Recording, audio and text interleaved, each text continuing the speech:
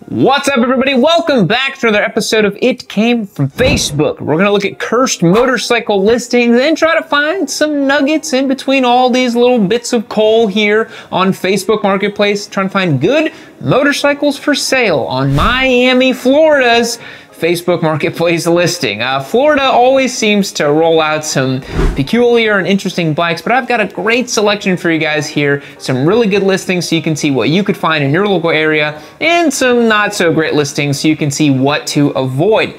Let's kick it off by taking a look at this 2011 Yamaha FZ8.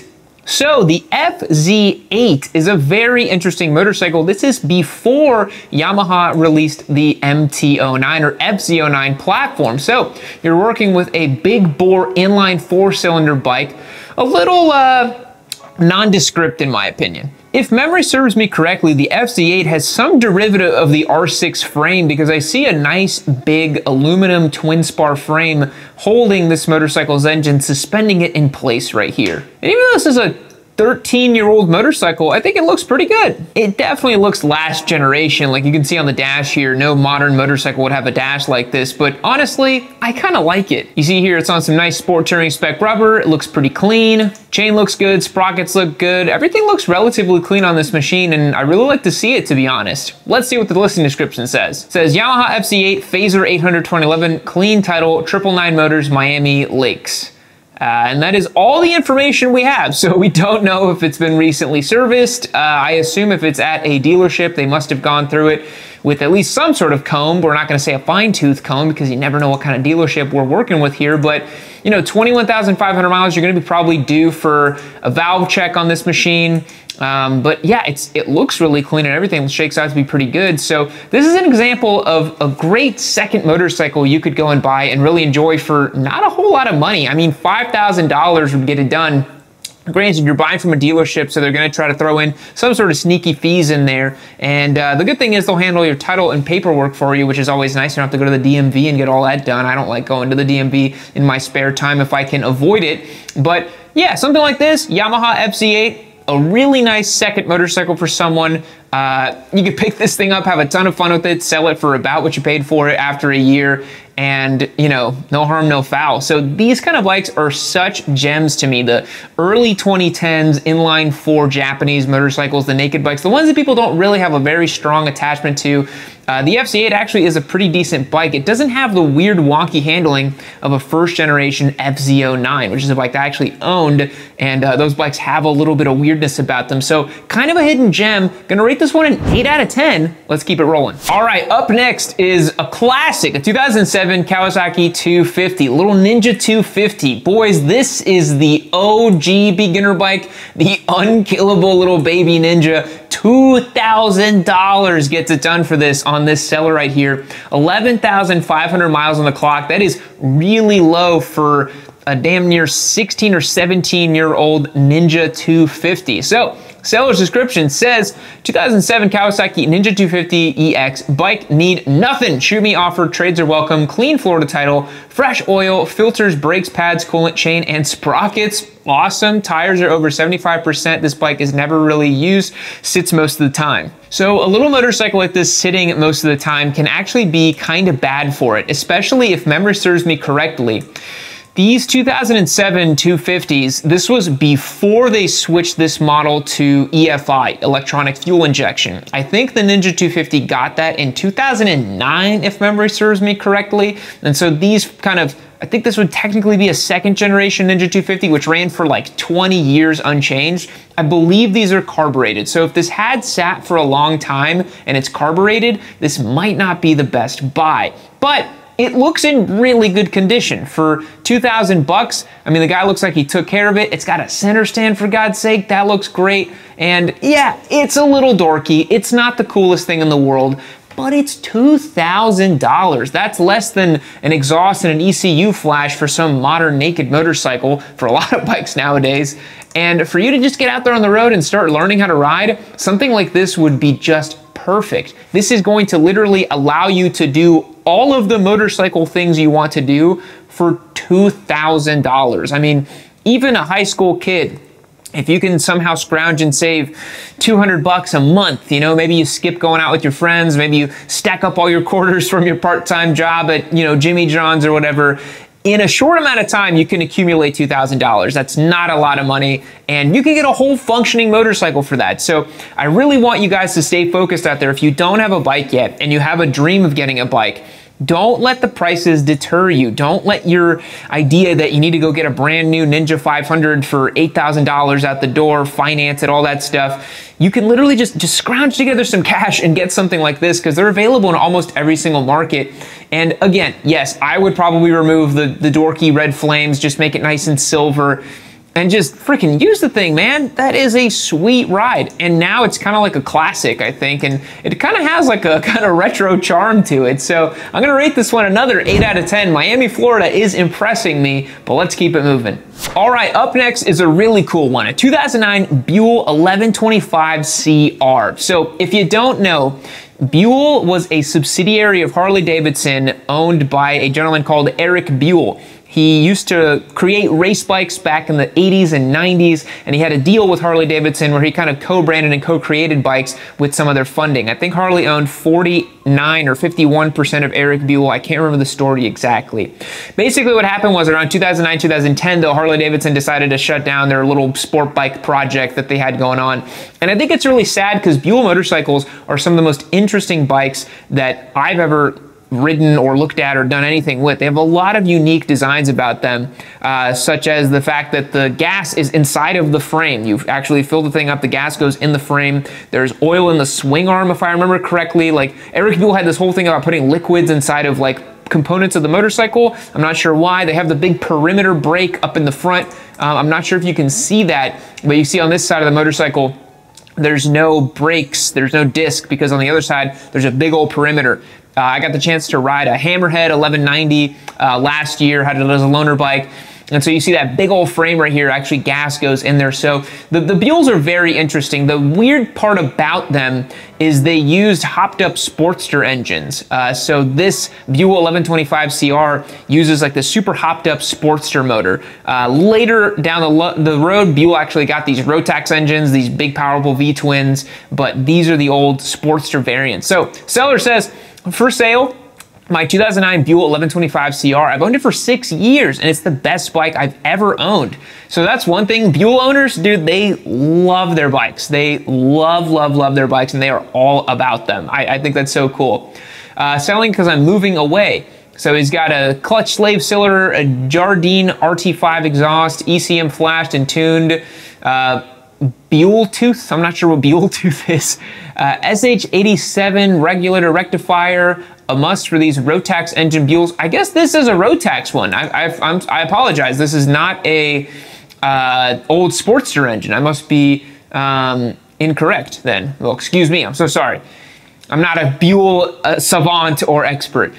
Guy says, no trades, don't ask if it's still available. If ad is up, then it is available. My friend, I feel you so bad. As a gentleman who has also sold things on Facebook Marketplace, I cannot stand people just asking me if something's available. It is so annoying.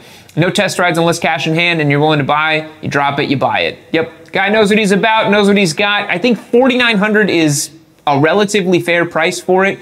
It looks clean, it looks relatively stock, and looks like it was owned by a somewhat reasonable human being. It doesn't look all squidded out, doesn't look like it was ratted out or anything like that. It looks like some tasteful, good mods on the Buell. I'm gonna rate this one another 8.5 out of 10. We're feeling good here on the Miami Facebook listings. Let's move on to the next one. All right, this one I thought was very, very bizarre. 2007 Kawasaki Ninja. We have a stock photo for $6,000, quite expensive. Then we have different photos of this Ninja here. I guess this is the Ninja that is in question for sale. But then we also have a blue one as well. So I don't know, there's like this blue one and this green one. Let's see what the seller says. Oh, it's unfortunately in Spanish. Okay, so we're gonna have to remove that WhatsApp number here. They said, this bike is in Cuba. Okay. Just Florida things. It's 250 cc's, 6 speeds, enfrenamiento por agua, something, it's economic, tiene chapa al día lista para trapezo. My Spanish is not that great. Además tengo un azul sin chapa, si también se vende en 4,000. So I think he has 2 Ninjas for sale. Yeah, I don't know why he has WhatsApp screenshots here. That's very strange. Okay, so this is crazy, right? Both of these bikes are in Cuba. You'd have to figure out how to get them here to the United States. I guess both of them are for sale. It's a combo deal of some sort for $6,000 for both bikes. This is a first for me on sort of weird listings. I would personally not purchase a motorcycle that was not currently in the country unless it was some crazy, super rare oddball find. But given the fact that we literally found a Ninja 250 on terra firma here in Florida, not in Cuba, I would have to pass on this one. But I hope this person does get them sold. I didn't even realize you could trade goods and services like a motorcycle across to Cuba, but that is a Floridian problem and one that I'm not gonna deal with. So that gets a goose egg for me because we're not buying bikes from Cuba. So I get asked a lot, Yam, what is your favorite motorcycle accessory? And to be honest, this is usually what I reach out for. This is called a rock form, and it's a phone mount for your motorcycle that's going to change your life. Rock form phone mounts are some of the best in the business because they basically defined the category. They're an all aluminum construction. They feature a vibration dampener. And to be honest, you can put these things on just about any motorcycle with a handlebar or clip-ons as well. They feature a stem mount or a handlebar setup that is pretty awesome. The first step is to get yourself the Rockform phone case, and that kind of opens up the whole ecosystem of products for you. Fans of the Yam are going to get 25% off by using the link down below and my code YN25. You're not going to want to miss it. That's a pretty good discount that they're offering my subscribers. So check out Rockform products. They are my go-to motorcycle accessory. This handlebar mount has been very, very useful for me when I'm traveling or just when I'm out somewhere on location and I need GPS on my phone quickly to access. So hit that link down below to Rockform and use the code YN25 for 25% off. All right, so this is something I wanted to point out to you guys because it can be a little deceptive. You see here we have a 2017 Kawasaki Versys X300 for $1,500. You'd say, wow, 1,500 bucks is a screaming good deal for a 2017 motorcycle of any description, let alone a humble little Versys X300. So this guy, unfortunately, says in Spanish, you can take this beautiful motorcycle completely financed with just $1,500 down as payment. So they're actually trying for you to get them to put $1,500 down so they can then buy it for $3,950 as the price. Cuotas desde $200. So that's kind of like from 200 bucks or whatever. It's got 11,000 miles on the clock. $3,950 is like a typical dealership pricing you'd see for something like this. It's nothing special. The Versys X300 is an interesting motorcycle though because it has like everything you would need in a totally awesome little beginner bike package. But the fact that it's a little more touring capable and a little bit more upright and comfortable and a little bit more fun to ride for that makes it kind of an interesting buy. And I'm really curious why Kawasaki has not dropped a Versys X400 or 500 at this point to compete with the Honda CB500X, and why the Versys 650 is still the way that it is. It's just, I don't know, Kawasaki's small displacement lineup has confused me to no end, especially now that we have the ZX4RR, the Ninja 500, the Ninja 650, the ZX6, it's insane. But this is an okay price. If you could knock them down to like 3,500 bucks, that wouldn't be so bad, but I would stick to a private seller for something this low value for me personally. So for slightly deceptive marketing, we're gonna give this one a 5 out of 10 and move on to the next bike. All right, this one I just thought was super cool. Super, super cool. So it's a 1994 Suzuki GSX-R 1100, one of the OG open class bikes. This was from back in the day where the 750 class was really like the class that everybody was going for, right? You had stuff like the Kawasaki ZX-7R, the Yamaha R7, the original one from back in the day, the homologated bike. You also had the Suzuki GSX-R 750s, but the 1100s was a big open class bike, and this one is in really good shape for what it is. Totally period correct. Look at that sticker on the big ass tail over here. This thing is so sick. It just screams like 90s Florida energy to me. Oh, you love an old school triple gauge on the dash. This thing is beautiful. It's in really good shape. You don't see these in such good shape. The old axial mounted calipers, the big goofy forks, but actually upside down, which is great. This is awesome. Look, this is in great shape. Okay, what does this guy say? For sale is my 1994 Suzuki GSX-R 1100. That is older than many of you out there watching right now. It's only 2 years younger than I am, so this bike is quite old. Currently has 7,000 miles, that's nothing. Low mileage example that has been fully serviced, new fluids all around, spark plugs, coil packs, engine oil, filter, carburetors fully rebuilt, has 135 main jets and carburetors have been synced. That's a huge pain in the butt, some of these older bikes. You have obviously a 4-cylinder engine. Each intake has, or rather each intake boot has a carburetor and you have to sync all those 4 carburetors. It's kind of a nightmare. Honestly, it's why a lot of people end up turboing older carb bikes, so then you just have the one carb to deal with, but that's a whole other situation. The bike has never been dropped and there are not major scratches. Just a few there in the pictures. Has headers, not sure what brand, and a Micron slip-on exhaust. Bike rides excellent, pulls strong, shifts and brakes well, clutch is strong as well. No funny noises, clean Florida title, no joy rides, call or text anytime. Dude, this guy just, I swear, he just like knows what he has. He's like, hell yeah, I love my Gixxer. Even the seat is in good shape. Oh my God, this thing is so sick. I swear, every time I do these videos, man, I'm in some random market and I'm like, I wanna buy this bike. I find some bike that I wanna buy. I think this is so cool. A GSX-R 1100, a classic old, look at this thing. Come on, this is so sick. And it's in such great shape. If, honest to God, guys, like you rock up to a bike night with one of these and you're getting everybody looking at you. You got a super clean, like 90s period correct motorcycle like this. You can rock in with your stupid H2s, your Panigales. This is gonna steal the show because it's just so cool to still see stuff like this out on the road and in such good shape. This is an awesome listing. I'm gonna give this one a 9 out of 10. Florida is killing it. I did not expect Miami to be so good. We're finding so many good listings. Let's keep it rolling. This is so sick. All right, I didn't even know that this could happen. This is just a total random side note. Honda Trail 125, a 2021. Driven 300 miles, going for $3,400. This looks to be a power sports seller, so you might have to pay a few extra fees. I did not think you could actually get a Trail 125 for that cheap. Trail 125s are notorious for being sold with a ridiculous ADMs and dealer markups and a bunch of crap. But the Trail 125 is a really cool little bike, man. Really cool, capable little bike. Proper motorcycle, by the way. This is not exactly a scooter. It has a transmission, it can do a lot, and it just looks cool as hell, doesn't it? Like, look at this thing. I think this is a real motorcyclist's motorcycle. You know what I mean? Like, this is a fun, practical, usable, interesting little two-wheel vehicle that anybody with a passion for motorsports could find something to appreciate about it, right? So I thought this was cool just because it's low mileage and it's a reasonable price.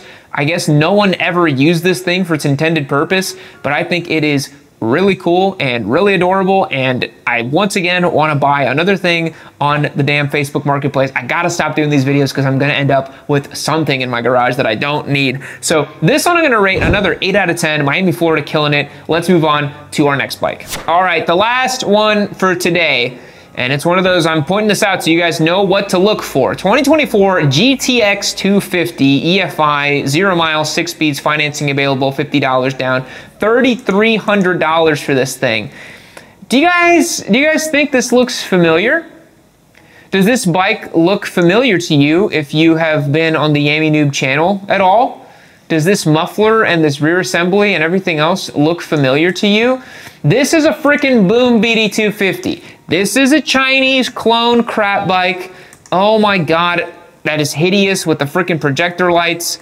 This thing is awful. You have people trying to scam you out of your money. This is just terrible. All right, what do you say in the listing description, my friend? Racing style, 0 miles, 250cc, electronic fuel injection, manual transmission, digital dash, double disc brakes in the front and rear, brakes in the back, and somehow they don't stop the freaking bike. LED lights, 4,000 miles warranty, financing available, $50 down. We speak Spanish. This is ridiculous. $3,300 for this piece of crap. Look, I've already gone through these with a fine-tooth comb. I hate these Chinese bike-in-a-box things. This literally features a 229cc Honda clone air-cooled trail bike engine from the CRF 230. It's not even a real 250cc, and it's not even a twin cylinder like a Ninja 250. Again, we saw a Ninja 250 here for $2,000 that was mint, perfect, beautiful. 3,300 bucks for something demonstrably inferior, uglier, and worse in every single way, and you'll never resell it, ever. You're gonna have to throw this thing in a bin. Do not get this at all. Avoid this at all costs. Honestly, shame on the dealers who are trying to sell these pieces of crap, because they are just rip-offs of other motorcycles, and these things are so ridiculously awful. So I'm gonna rate this one a 0 out of 10. So unfortunately, Florida's has a couple zeros, several 8s out of 10s, but I think if you know what you're looking for, you can find some cool stuff in your area. Guys, I hope you had some fun today hanging out with me on the It Came From Facebook. Let me know what you think about the listings. Let me know if you bought a motorcycle used secondhand. What was your experience with it? I'd love to hear more. And again, join up over at emunoob.co, become a member, join our Discord server, have some fun with us, and I will catch you guys in the next one. See you later. Your time with me has run out on this video, but you know what else is running out? This GSX-R giveaway ending in July. You're not gonna wanna miss it. Become a member over on emunoob.co. Click that link down below. Lock in your chances to win this motorcycle. But in the meantime, if you need a little bit of time to think that over, hit the link right over here and keep watching yourself some sweet, sweet Yamanoob content. Oh, it's so sweet. Oh, you love that content, don't you? Don't you?